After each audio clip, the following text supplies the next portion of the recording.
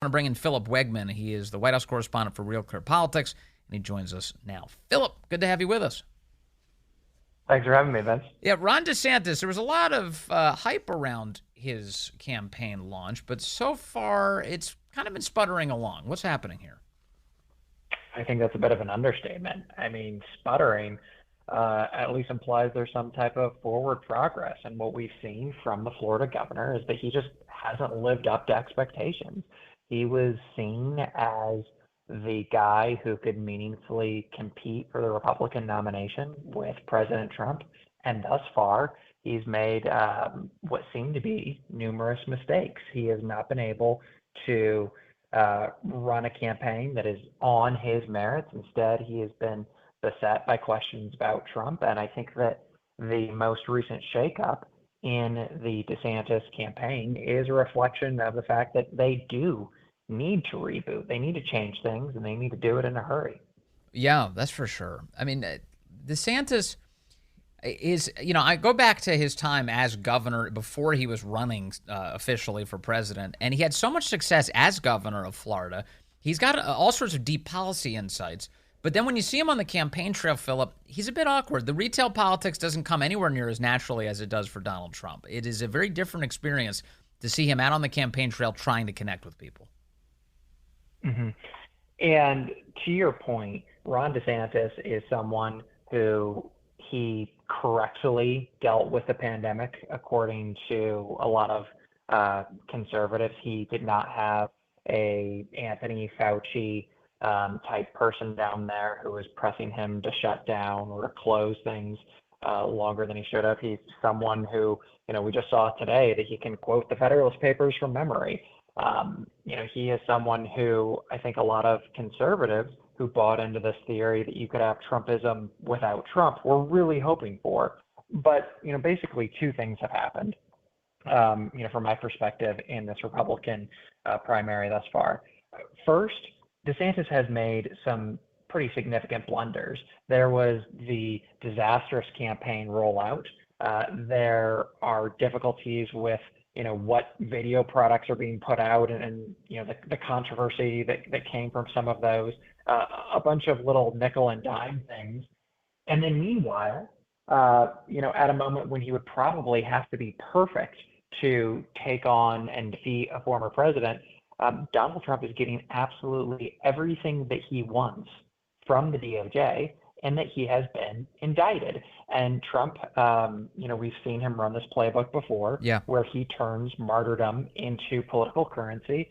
And the indictments, the sort of things that would bury other politicians, have helped him in the primary. I mean, Trump's own pollster, John McLaughlin, before the Manhattan indictment, he told me this is going to help us in the primary. And that has been the case. You can look at both these guys' numbers, and Trump is going up. Trump said down. Friday. That's the bar graph. Trump did say Friday that he's just one indictment away from winning the presidential election. He recognizes that this results in people rallying to his cause, and that would be difficult for even like a really talented politician to run against. The reality here is that Donald Trump has a tremendous amount of a lead because people see correctly that he's being put upon by a corrupt system.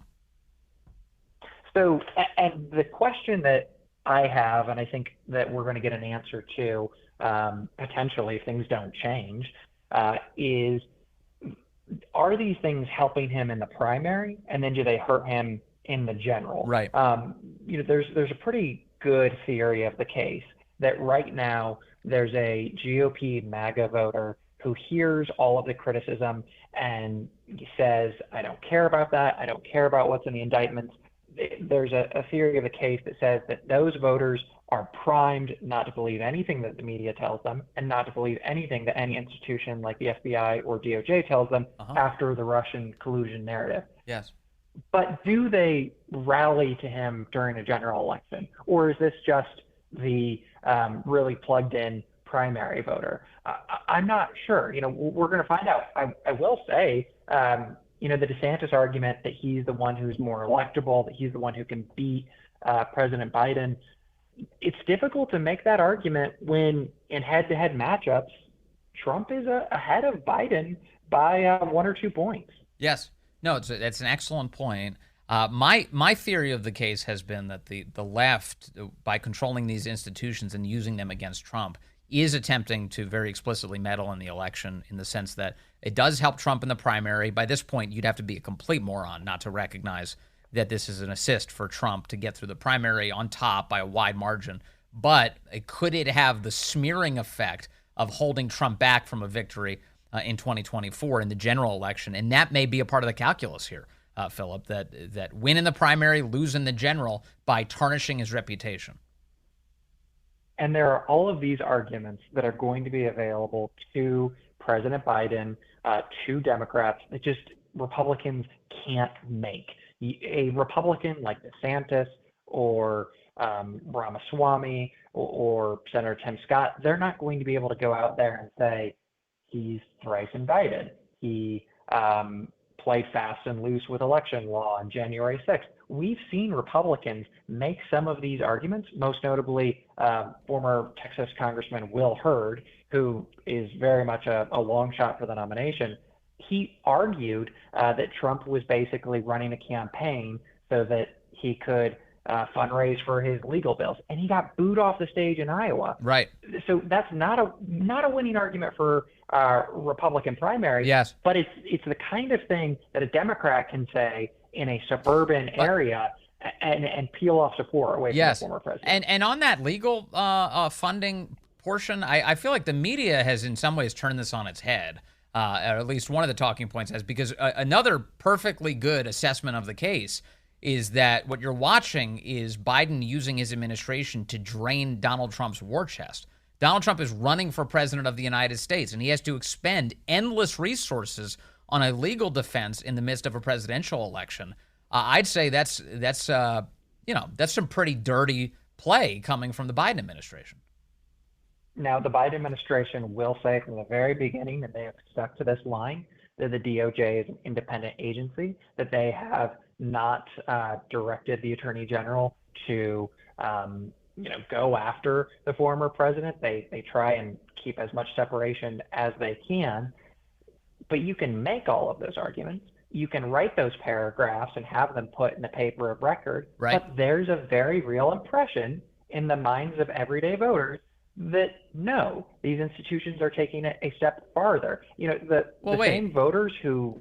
I'm sorry. I'll just add a bit of the thoughts I'm having as you're saying all of this. One is that we've seen multiple reports, including in the New York Times, that Joe Biden has expressed to people within the government that he wanted Merrick Garland to hurry up and prosecute Donald Trump for January 6th. So the idea that it was strictly independent is belied by the fact that even in the New York Times, they say that Biden has been placing pressure on this to occur. Secondly, in the Jack Smith case, we've got 3 people who are 2020 Biden donors who are on Jack Smith's team, not to mention Jack Smith's wife, who's a big Democrat donor and supporter herself. She made an entire documentary about how wonderful Michelle Obama is. I just think that the idea that Biden is independent of the Justice Department, in addition to just being false because he's the chief executive of the country, is, there's so much countervailing evidence, it's hard to say that with a straight face. Well, so I don't disagree with anything that you've put forward. My point is only that they can insist that this is independent, but and I don't think you would disagree with me here, in the minds of voters who have seen some of the extracurricular activities of like a Peter Strzok or others who abused their institutional roles to put forward their own political preferences. Yeah. Despite any denial, in the mind of the electorate, the thought is, this is not just law and order. And frankly, we're at a point here where you have the Department of Justice both investigating a former president and investigating the current president's son. This is the sort of thing that leads to very little faith in institutions and gets to a dangerous place. Yes, no, very much so, very much so. Now, we were talking about this Republican primary. We got some new numbers out of New Hampshire today, and it's amazing. So Donald Trump holds a massive lead in the Granite State, but Ron DeSantis is now tied with Chris Christie for second place. The two of them are in the single digits together, but Chris Christie tied in second place. Now, Christie's if correct me if I'm wrong, but this really is his strategy. He wants to focus on New Hampshire. My impression of Christie, though, as a candidate here, is that he's a kamikaze. That he's coming in thinking he thought he could take out Trump. He hasn't really succeeded in taking away any support for Trump, but here he is, number 2 in the race alongside Ron DeSantis. What do we make of this? Yeah, I'm not certain if the New Jersey governor is in this for a vengeance campaign or if he actually wants to take a shot at the nomination. The thing is, you can look at his numbers and then look at numbers of other folks who are in this race, like a Burgum, like a Hurd, like Haley and Hutchinson, and say, well, why are they doing this as well? If he did want to torpedo the former president, one would assume that moment would have to happen on a debate stage. Right. But we don't even know if Donald Trump is going to be on a debate stage and what ends up happening. And I don't know I don't even know how Christie, I'm sorry, I didn't mean to interrupt you. I just don't know how Christie qualifies for the debate. Christie's, one of the stipulations that the RNC has put forward is that you have to support the eventual nominee. Christie has said outright that he won't support Donald Trump for president. So how does he end up on the debate stage? Yeah, he has already said that. There's a lot of frustration among these candidates with how the RNC is dealing with their own debate rules, and that's a big deal if Christie isn't going to sign the loyalty pledge. We already saw Vivek Ramaswamy go to war with RNC over this exact issue of signing the loyalty pledge if his other demands weren't met. I think with Christie, what I think is so interesting is, history almost seems to rhyme here in, maybe he says he's going after Trump, but just like in 2015 and 2016, he didn't, cut Trump down at the wick. He knocked out Marco Rubio. Yes, he did. And perhaps this time he set up not to cut down Trump, but instead to take out DeSantis. And frankly, here you have Chris Christie, who isn't doing things that traditional Republican primary candidates do. I mean, do you remember the last time a Republican candidate for president decided to sit down with Obama's former speechwriters? When he decided to go on Pod Save America? This is it's rather befuddling. It is. So let me help me understand what you think might be on the menu here in terms of Christie's decision making. You think that he's trying to suffocate some of the non-Trump candidates potentially?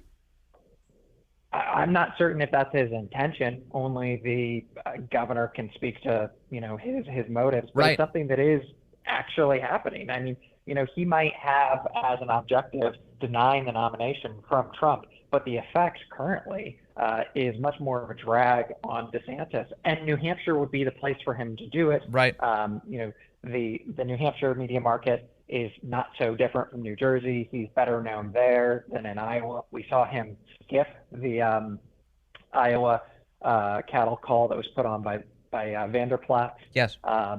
It's a very interesting one to watch, but right now Donald Trump is up by, I think, 38 points in the Real Clear Politics average.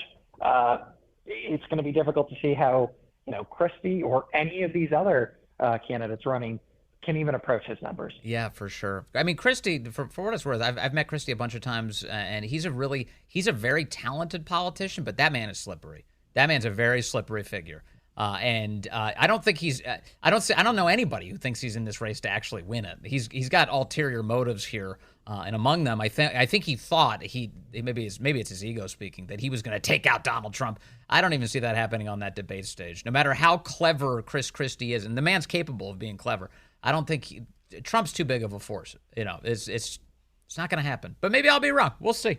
In the meantime, Philip Wegmann, man, thank you very much for your time as always, sir.